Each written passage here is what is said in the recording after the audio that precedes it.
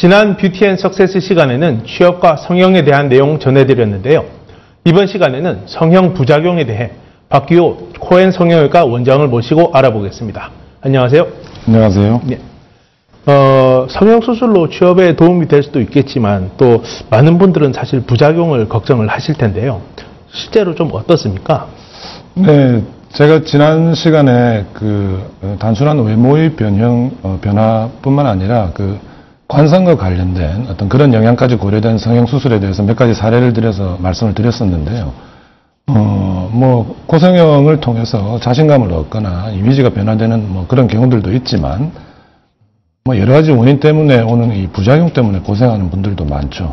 오늘은 그 부작용에 대해서 말씀을 드리도록 하겠습니다. 네, 사실 이미지를 좋게 하기 위해서 한 성형수술이 부작용이 생긴다. 이거 참 곤란한 일이 아닐 수 없겠는데요. 부작용들 어떤 것들이 있을까요? 네, 자료화면이 나올 텐데요. 자료화면을 보시면 여러 가지 형태의 부작용들이 나올 수가 있습니다. 지금 보시면 첫 번째 게 구축 현상, 두 번째 것도 구축 현상에 의한 코끝의 변형, 세 번째 거는 이식물이 어떤 문제를 일으켜서 코끝에 변형이 온 경우들입니다. 예, 부작용이 좀 심각한데요. 당사자들이 걱정이 많겠습니다. 이렇게 심각한 경우에도 다 복귀가 가능할까요? 네, 각각의 상황에 따라서 차이는 있지만 대부분 다 가능합니다. 네, 그렇다면 정말 다행인데요. 일단 하나하나 좀 설명을 해주셨으면 합니다. 먼저 구축 현상이라는 말씀을 하셨는데 이게 어떤 건가요? 코가 짧아진다는 말씀인가요? 네, 구축 현상은 쉽게 말을 하면 코 수술 후에 코끝이 매우 단단해지면서 모양이 일그러지고 짧아지는 현상을 말합니다. 실리콘이 우리 몸에 들어오게 되면 우리 몸은 실리콘을 이물질로 인지를 하거든요. 그래서 실리콘하고 우리 몸 사이에는 어떤 벽이 생기게 됩니다. 보통 얇은 막의 형태를 띠고 있는데요. 이런 걸 캡슐이라 그러거든요. 코에 들어가는 실리콘이든 가슴에 들어가는 실리콘이든 모든 종류의 실리콘은 이런 캡슐을 만들게 되어 있어요. 이거는 정상적인 과정이거든요. 근데 어떤 경우에 의해서든 캡슐이 두꺼워지는 경우가 있어요. 이런 걸 구축 현상이라고 합니다.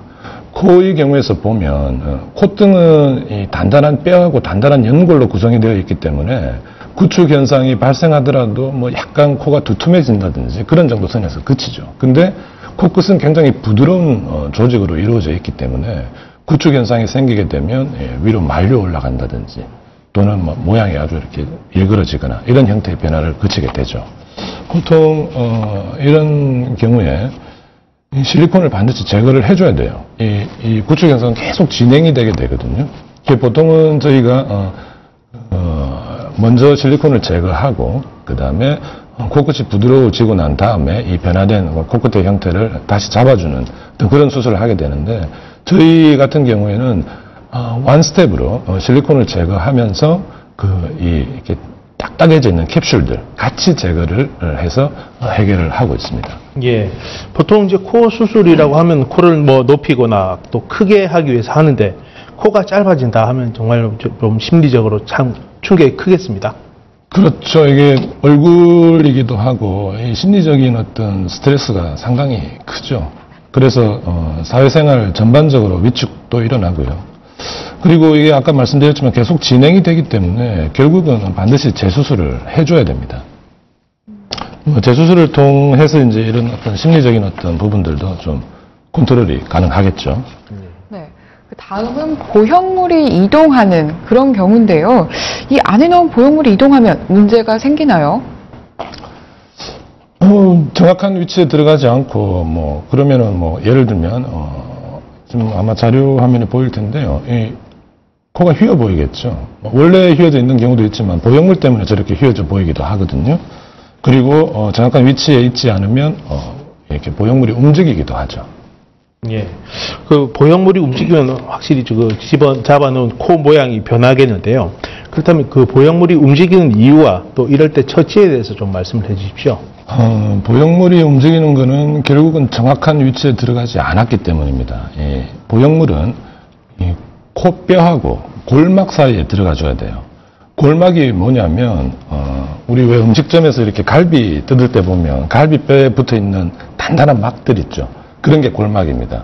그래서 그 뼈하고 골막 사이를 박리를 해서 그 자리에 정확하게 들어가 줘야지 되는데, 만약에 그런 위치가 아니라 뭐 피부 밑이라든지 혹은 이 골막이 너무 찢어져 있거나 이런 경우에 이 보형물이 움직이는 현상이 발생하게 됩니다.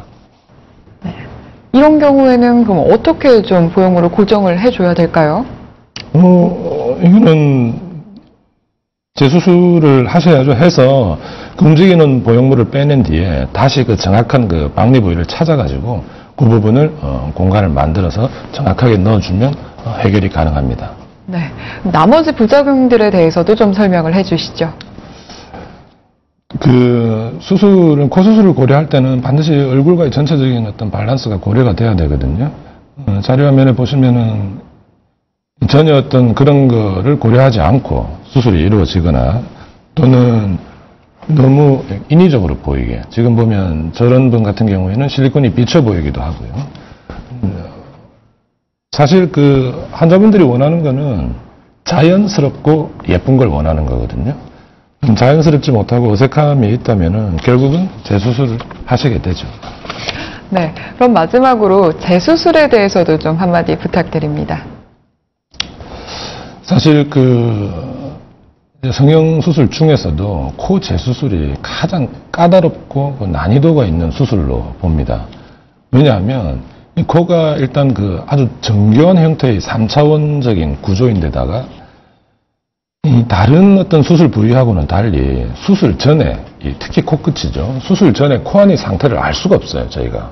그래서 보통 다른 수술은 술 전에 어떤 프렌을 잡아서 이렇게 수술을 진행을 하게 되는데, 코 재수술 같은 경우에는 술 중에 어떤 결정을 하게 돼요.